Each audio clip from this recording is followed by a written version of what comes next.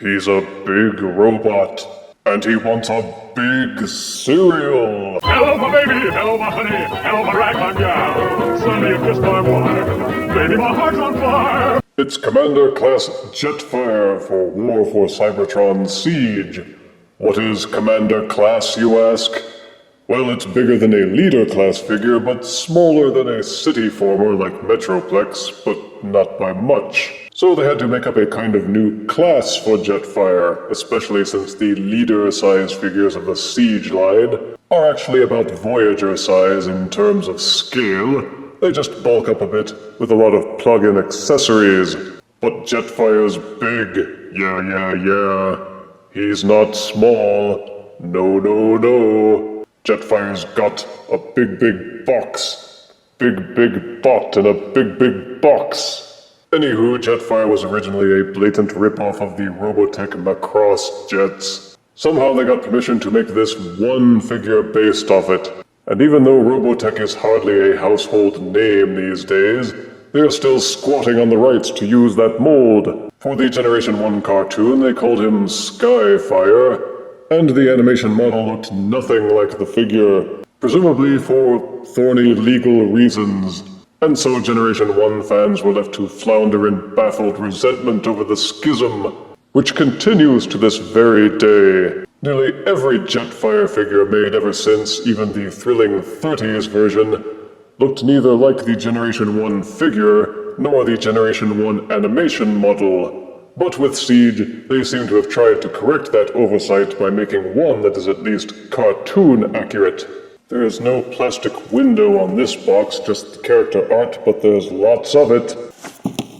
Character art is on these side panels. On the back it gives you a look at both modes, along with a peek at how to use the enclosed accessories. Douse the other side panel with black light and it shows off the secret message, Skyfire. Cute. Anywho, let us open the box now and review Jetfire. Out-of-box Commander Class Jetfire comes with his instruction booklet, with 2 sets of 3 Fire Blast accessories, an armored chest plate with a flip-up lid that reveals his alternate face mask, 2 double-barreled weapon accessories, 2 sets of 2 missile accessories, and 2 big honkin' rifle accessories. The 2 missile launchers are dubbed the JF-25HS Photon Missile Sky Launchers, which boast 18 muscles, 20 targeting scopes, and 19 mouse pointers. These pronged missile accessories are the JF-15 HP Jet Boost Particle Beam Cannons, which boast 18 muscles, 20 targeting scopes, and 19 mouse pointers. These are the SF-M2 Radiograph Boosters, which have 19 muscles, 15 targeting scopes, and 16 mouse pointers. The Sky Shield Aerial Armor, which has 20 shields. There are also the HS Photon Missiles with no stats, the Sky Shield Battle Mask with no stats, and the Turbo Thruster Booster Pack, which also has no stats. All of these can be custom fit into many of the Battlemaster ports, which are scattered all over Jetfire's body in either mode. So you can increase his scientific research capabilities, if by scientific research you mean blasting the snot out of anybody nearby. And this is Jetfire in his alt mode, a jet fighter which doesn't conform to any known kind of Earth-style jet, therefore it must be Cybertronian. And thus they can wave off annoying questions about how it could possibly fly, when there's no way this design would ever work in real life. And did we mention that it's big? If not, then, well, it's big. With a wingspan of over 13 inches and nearly 15 inches from front to back. The colors are white with some deep cherry red, and some black highlights, with translucent blue windshields. He's got this big honkin' red thing on his back, which is Generation 1 accurate, even if it isn't very aerodynamic. As with all things in the Siege line, there's lots of sculpted detailing which prevents the white from being too boring. He feels heavy and he has good heft. As a jet, he looks good from up top. But flip him over, and you can see that he does suffer from visible robot part syndrome. The arms are particularly glaring, but overall this isn't any worse than what we've seen out of other Jetformers, and Jetfire is actually a lot better than some. Power the Prime Starscream. And forward the nose cone, and you can open the cockpit. Though it's full of some circuity, Borgy stuff and won't actually seat anything, he does have flip-out landing gear both front and back, with actual wheels instead of those cheap plastic nubs. He will actually roll on a smooth surface if you can find one big enough to accommodate him. Be sure to flip the front landing gear so that it's pointing straight down, otherwise it won't lock into place. There are some pegs at the front and back which jut out from the bottom. They seem to have been added so you can hang other figures from his belly. What the heck was I thinking? You can also switch the symbol from Autobot to Decepticon if you want to make him evil, or to reenact the scene from Fire in the Sky Generation 1. I take no orders from you. I am an Autobot now. You will also find that Jetfire is loaded with ports for plugging in Battle Masters, Prime Masters, Titan Masters, and Fire Blast accessories a go-go. So you can load him up and deck him out with so many guns that his lack of realistic flying capacity will be even more self-evident. Jetfire also comes with 6 Fire Blast accessories of his own, which can be stacked into each other to make 2 big Fire Blasts. Or you can leave them separated, or mix them up any way you care to attempt.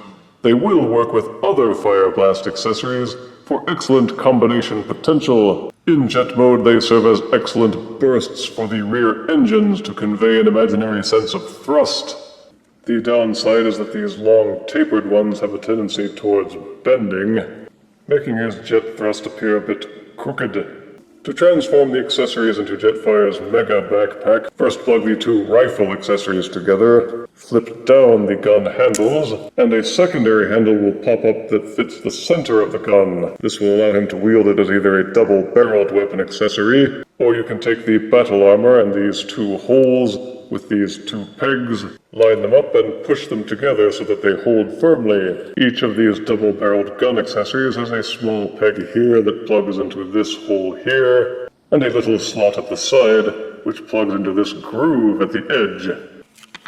Line those up and push them together, and repeat for both sides until he has a 6-gun setup. For the 2 missile launcher accessories, the smaller one and the larger ones will plug together. It's only plugged in with 1 peg so it wobbles and rotates, but otherwise it holds together well, except for the guns on the side, which tend to slide out under gentle pressure. Flip down these fins up on top, and plug it in for his super-duper weapons backpack. Overall, I am fairly impressed with the alt mode. Despite the visible robot parts at the bottom, the jet mode is actually quite intimidating and large. It's detailed and intricate enough that it will make an excellent centerpiece for your collection. And the Battlemaster ports and other 5mm pegs mean that you can mix things up and randomize the accessories so that there is little chance of it growing dull anytime fast. To transform Jetfire to robot mode, first remove and set aside the backpack, close up the landing gear, make sure that all the hanging pegs are pushed back into place. Take these panels at the rear of the jet and unfold them to become the robot feet. And don't forget to flip out the heel spurs. Up at the front of the jet, untab these side panels from the side of the jet. Flip them up and out of the way. Also rotate them so that they are facing more or less upwards. Untab and pull the forearms loose from the underbelly of the jet. Rotate the forearm pieces out a little bit, and give yourself enough clearance to untab these panels from the side. The entire arm will rotate outwards. Use these tiny holes on the inside of the jet to click these panels and hold them in place. Rotate out these little panels from the side of the forearms.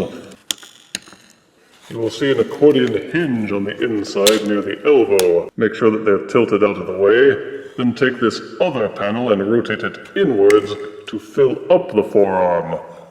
Doing so will cause the peg hole to be faced inside, where you can plug the fist into it and hold it securely in place.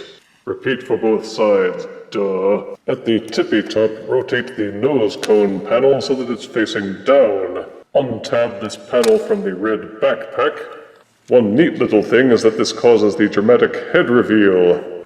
There are two spring-loaded panels up here at the top of the backpack.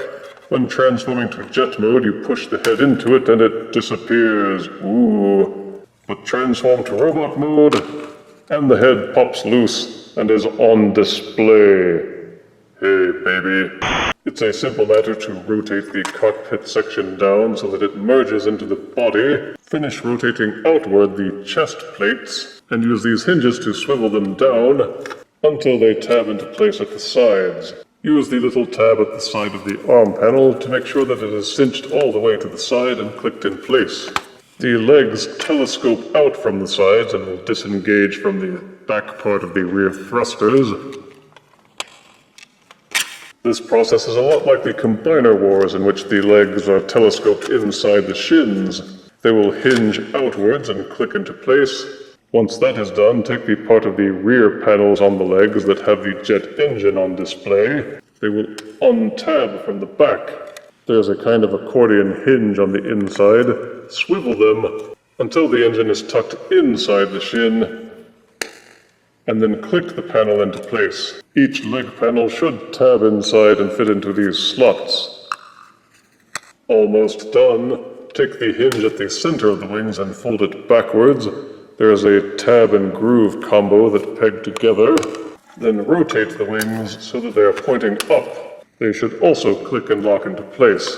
There are some fold-in panels at the ends of the wings. Tuck those back in. And these panels at the sides of the wings will also fold in. And don't forget the finishing move. The backpack actually separates from the back, and inside there is a little collapsible hinge. The back panel telescopes up and then reclamps into shape to compact it slightly. That way Jetfire can show off his robot. And this is Jetfire in robot mode. He stands a whopping clear foot tall, bigger than many of the combiners. He retains his colors, and despite the limited color palette, Jetfire has lots of sculpted detail all over. So no part of him looks flat or empty. The bottom of the feet are hollow, and I wish that they could have filled those out in some way. But everything else feels fairly solid, and no part of him feels particularly brittle. Handle him with common sense, and he should be just fine. Despite having robot lips, he boasts some decent light piping, but with this peg and the groove on the forehead, you can plug on the battle mask, which effectively stops the light piping but makes him look infinitely cooler.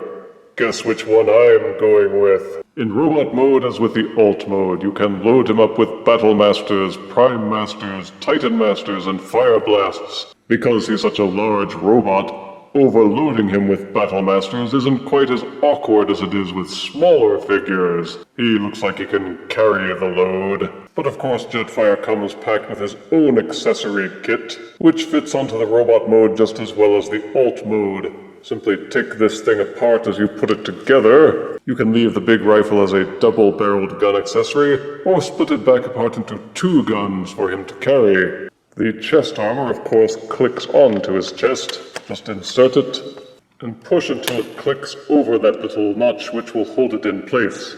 The double-barreled gun accessory is pegged onto the forearms. These little notches on the backpack are meant to plug in the longer of the 2 missile accessories.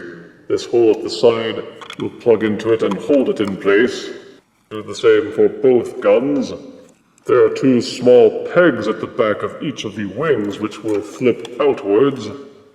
Point them so that they are pointing straight up. Then plug in the smaller missile accessories to top off Jetfire's little wingedings.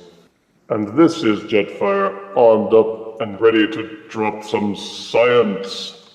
You can combine Jetfire's Fireburst accessories with the Fireburst accessories from other Battle Masters as well, to add even more combinations and fun.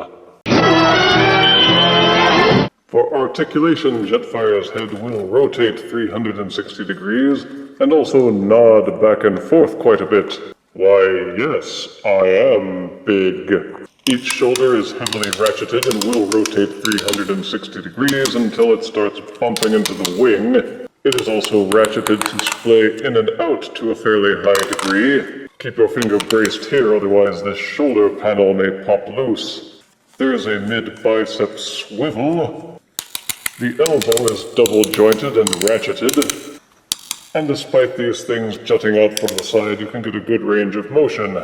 The wrist will rotate 360 degrees. Also, because it is pegged in here, it tends to pop loose a little bit if you're not careful, but it does mean that you can add a sort of limp-wristed effect to him. The hand is curiously articulated. You can push in the fingers to close his fist, and doing so will cause this little ring of plastic to poke out, which will allow you to insert Battlemaster figures or any 5mm peg weapon. Rotating the fingers back out will cause it to retract and go out of the way so that it can open palm you in the face.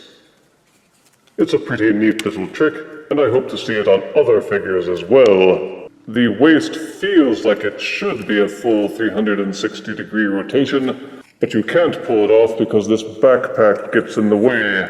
So you can only rotate the waist a little bit to the left and to the right, but it's better than nothing.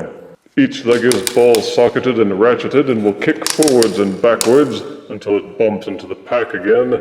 Flip up these little hip panels and you can splay the legs outwards as well. The socket will allow the thigh to rotate. Each knee is rotated and will bend backwards a full 90 degrees. And the heel spurs and the front feet will both tilt downwards. They did add an ankle tilt, which will allow you to pivot the legs from side to side. For those wide-angle stances, it tabs into the ankle here with a very heavy click. And if you want to do those leg splay poses, you have to untab it. It feels pretty tight, and I worry that the plastic might snap, so be ginger with it, folks. He has ratcheted joints all around, but by leaving out electronics, they kept the articulation fairly sound. You can get a preponderance of excellent poses out of your Jetfire despite his vast bulk. For size comparison, here is Commander Class Jetfire from War for Cybertron Siege, next to Leader Class Jetfire from the thrilling 30s line. Here is War for Cybertron Siege Jetfire, next to War for Cybertron Voyager Starscream. Here is War for Cybertron Siege Jetfire, next to Universe Deluxe Scourge. And here is War for Cybertron Siege Jetfire, next to War for Cybertron Siege Micromaster Visper. He's right there. The Transformers franchise has long treated Jetfire/Skyfire like that weird family member that nobody is sure what to make of. Even the thrilling 30s version seemed somehow out of place. But this one seems to be a Jetfire done right. And with that extra care and attention to detail comes popularity. Despite his high price tag, this one seems to be the cream of the Siege line crop so far. And he hasn't lasted long on store shelves before being snapped up by collectors. Positives are clean paint and colors, good weight and heft, Battlemaster compatibility. A good transformation that isn't too easy but isn't too hard. He has his changeable insignia, an opening cockpit, hang-gliding handlebars, lots of accessories, and plenty of features that buyers and Generation 1 fans will appreciate. Negatives are that some of the parts feel as if more force is needed than necessary when transforming. There is the hollow feet, there's some bulkiness in jet mode along with the visible robot parts, and the long fire blast accessories have a tendency to look curved and droopy. But there's definitely more good than bad. And War for Cybertron Siege Commander Jetfire earns 9 out of 10 deaths. Why, just look at all of that robo-tech. Oh. If you refuse me, honey, you lose me. Then you'll be left alone, oh baby. Tell them all and tell me I'm your own.